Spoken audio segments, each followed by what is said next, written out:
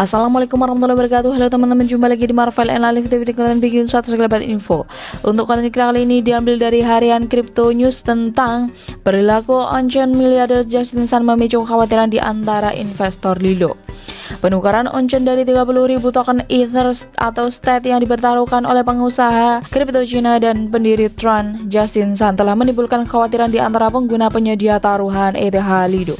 Penebusan besar-besaran token ETH yang dipertaruhkan bernilai sekitar 55,8 juta dolar terjadi di dua alamat dompet terpisah pada hari Sabtu, dengan kedua dompet ditandai sebagai pemilik Justin Sun. Alasan dibalik penebusan jutaan dolar Sun masih belum diketahui, dan pengusaha kripto yang kontroversial sejauh ini belum berkomentar secara terbuka. Berita tentang transaksi dibagikan di Twitter oleh beberapa anggota populer komunitas, dan juga ditunjukkan bahwa meskipun penjualan baru-baru ini, Justin Sun tetap menjadi pemegang ETH yang dipertaruhkan terbesar dengan sekitar 260.000 stits atau 484 juta dolar tersisa. Orang lain di Twitter juga membagikan berita tersebut, termasuk jurnalis kripto Cina populer Colin Wu. Tidak ada dampak pasar yang signifikan. Penebusan besar tampaknya tidak menyebabkan perbedaan apapun dalam harga pasar stits relatif terhadap ETH, dengan kedua token melacak satu sama lain selama akhir pekan. Fakta bahwa stits terus berdagang secara normal juga diperhatikan oleh komunitas yang pertama kali membagikan berita tersebut, meskipun dia mengingatkan para pengikutnya tentang ukuran Sun. Harga ETH jatuh sepanjang hari pada hari Sabtu, meskipun sulit untuk mengatakan apakah sedikit aksi jual itu terkait dengan pembuangan token ETH yang dipertaruhkan oleh Sun. Berdasarkan data dari TradingView, harga turun dari sekitar 1.870 dolar pada pembukaan hari atau waktu UTC menjadi 1.865 dolar pada akhir hari. Penurunannya hanya sebesar 0,3%. Harga token kemudian stabil di area yang sama dan diperdagangkan mendekati 1.864 dolar pada waktu penulisan, turun 0,8% selama 24 jam terakhir dan turun 5,2% selama 7 hari terakhir. Kemunduran besar eksploitasi kontrak cerdas menghasilkan lebih dari 200 ekskripsi ditangkap. Menurut pembuatnya, protokol baru yang memungkinkan pembuat dan pembagi objek digital di Ethereum telah mengalami kemunduran yang signifikan karena peretasan besar di pasar utamanya. Adscription, metode baru untuk membuat aset Ethereum yang diluncurkan bulan lalu oleh Tom Lehman, salah satu pendiri dan mantan CEO Genius.com, menggunakan call data transaksi untuk menulis data non-finansial ke jaringan blockchain. Sekitar 123 alamat individu kehilangan sekitar 202 adskripsi dalam exploit ini. Kata Lehman, protokol mudah manapun akan mengalami pendaratan yang bergelombang, tapi bukan ini yang saya maksud.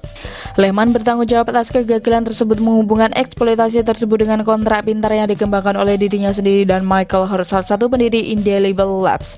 Cacat tersebut berasal dari cuplikan kode yang memungkinkan menarikan adskripsi tanpa izin dari pasar, sementara protokol adscription dan aplikasi terkait lainnya tetap tanpa kompromi. Banyak daftar di adscription.com dilaporkan dicuri, menurut tweet Lehman pada hari Jumat. Tingkat pasti dari nilai yang hilang karena eksploitasi masih belum pasti, namun data terbaru dari pasar NFT OpenSea mengungkapkan bahwa adscription tertentu telah dijual sebanyak 5 Ethereum, kira-kira setara dengan 9.600 dolar selama sebulan terakhir, menyoroti dampak yang signifikan. Tanggapan Lehman terhadap adscription marketplace hack. Lehman meningkatkan kesadaran tentang eksploitasi pada 14 Juli, dan pemberitahuan tentang keadaan pasar yang terpengaruh terus ditampilkan di adscription.com. Situs web menyertakan peringatan yang menyarankan pengguna untuk menarik adskripsi mereka dan menghindari membuat daftar baru karena masalah yang sedang berlangsung dengan kontrak pasar.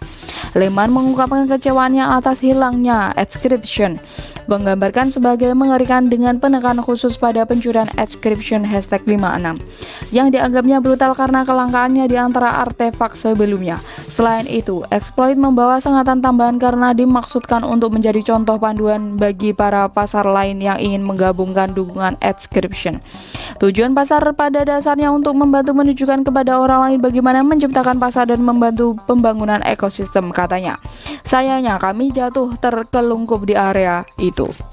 Memperbaiki Adscription Marketplace, rencana Lehman untuk meluncurkan kembali dan komunikasi dengan pengguna yang terkena dampak. Mengenai protokol baru ini, Lehman mengakui tantangan untuk menyeimbangkan langkah-langkah penghematan biaya dengan membatasi penggunaan penyimpanan smart contract sambil mengelola kontrak secara strategis, khususnya dalam skenario pasar. Proses ini juga benar-benar mengubah perspektif saya tentang bagaimana pasar dapat mengimplementasikan protokol, dan saya pikir ini akan menghasilkan ekosistem yang jauh lebih sehat dalam jangka panjang.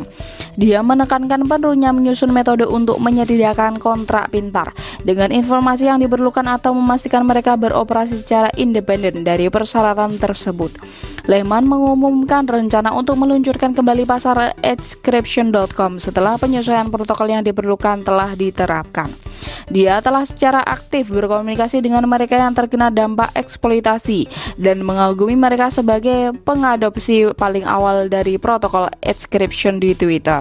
Oke teman-teman, terima kasih telah mengupdate Breaking News hari ini. Jangan lupa like, comment, share, dan subscribe jika kalian suka.